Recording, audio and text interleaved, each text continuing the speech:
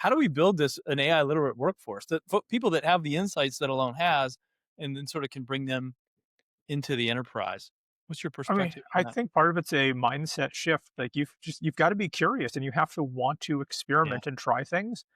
There isn't a this is the right way to do it. I can learn it once and it will stay that way. It's That's right. going to change. It's going to change really frequently.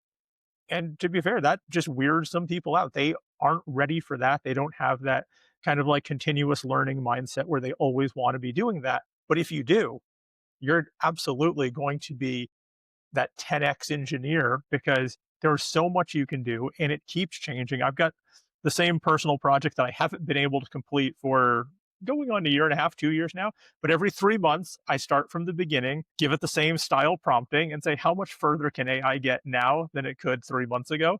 And we're getting closer every time. There's still some integration issues because like authorization across services is still a problem, but we're getting there. It's like I'm going to get there without having to like keep having these long sessions. One of these days, I'll be able to give it the initial specs and something will run with it and go. Pete, I know you're a fan of Crossing the Chasm. It only comes up 3 times a week in conversations with us. AI world, non-AI world, I don't know that anything changes about the bell curve that is described there in terms of innovators, Mm. early adopters, the Yeah. the next wave, It's the just early. human behavior. It is what it is. Yeah, Yeah. unfortunately, it sort of is what it is, and it's sort of human nature. And AI presents sort of a ton of fun for those innovators and early adopters right now. But we know the values there. We're seeing it. We got to be tight about it in terms of enterprise use cases.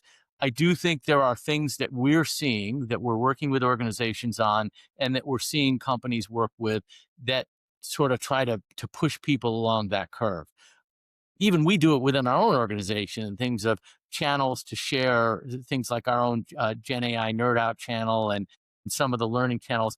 And I think there is an obligation by companies, even departmentally, to a do that end user enablement, and as much as possible facilitate those people who are the innovators and the early adopters to get in front of it. Then the question is, okay, how do we get them to sort of pass along those learnings to the rest of the group? There's a lot going on out there in organizations from a standpoint of designing their incentive systems, designing sort of their evaluation of how they sort of look at their employees, the to sort of pick up AI, to share it. I think there's a lot more to happen there. This is an organizational change question about how you drive the behaviors.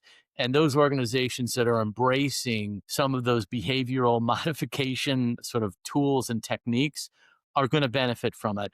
But there's still human nature in this that is a challenge to overcome. And I don't think the org change group, if you will, has figured this out exactly yet.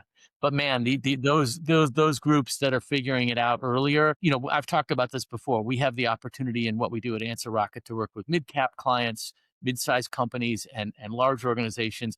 And there's an advantage that I don't think we've ever seen before, potentially for mid-sized organizations to take a leap forward, and those that are sort of embracing as much as possible this learning curve, and then how it translates from individual productivity to enterprise use cases. That's this how the story is going to be driven. So we'll see. Yeah, I would just maybe add two little things. One is, look, it's going to be a lot different. Your organization is going to treat this stuff much differently if your CEO and the leadership is saying, "Hey, we heard about this AI thing, and we should probably do something about it." To the CEO that walks in and says, "Hey guys, let me show you this app that I vibe coded over the weekend. That's sort of tracking our performance or something." Right? There's this idea if the leaders are going to have to lead and sort of demonstrate and 100%. model this behavior.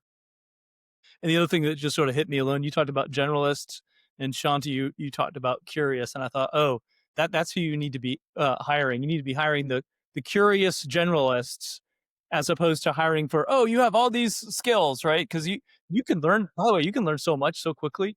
I talked to Jim. I was like, this technology reminds me of the scene in the Matrix where Neo's like, oh, I know kung fu. You can get up to speed on just about anything very Yeah. quickly if you know how to use these All tools. right. Let me throw a counter example at you.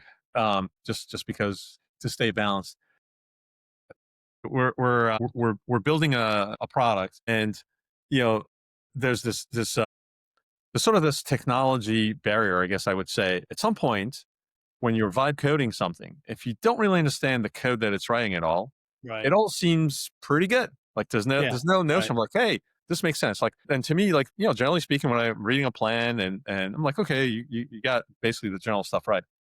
There is a point at which though, when stuff gets written, and in a particular case where the technique that the AI decided to use would have made things really inefficient as the data grew in scale. Not at all obvious though. It's a Mhm. small data set that you're Yeah. playing with In when you demo build it. time. And if you're not technical, it's like looks like it's It getting seems some fine. records, it's You doing don't some know the difference. manipulation. And it's like, no. If you do that, the minute you hit like, 1,000, records in this thing, it's, like the algorithm itself is going to be spinning its wheel for like, this is a screen UI. It's going to spin its wheel for like 30 seconds. And your response time should be under a second in this scenario. And there's some, and so like the only thing was like, the AI wasn't, it was prioritizing something in the requests around like how to do it that had nothing to do with scale. Now, and so it's easy to inject a whole bunch of code like that without ever knowing that you're Right. creating that problem. Right. And so so it's easy. I'd say, if you're curious, that's a great start, and you could teach yourself, and you can build all kinds of interesting things. I think we're going to have a lot of slop, basically prototypes being built because that's what they are. Don't And you so there's think you could? between that prototyping and saying, oh, we're on a trajectory to build a product where it's important that the technical underpinning is right, and it's still going to take some degree of of review to make sure those things are aligned. I'm sure all that will get quite a bit easier. You have your architectural, agent that can review and say, hey, these are the trade-offs you're making, and so on. So somewhere along the way, it's not necessarily about the human beings having to know all Yeah. this, but We're still going to need engineers. Yeah.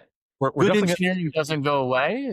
No we're doubt. going to need engineers, but the most productive engineers are going to be able to lean into the whole stack and be inclusive of what problem am I trying to solve and understand it deeply.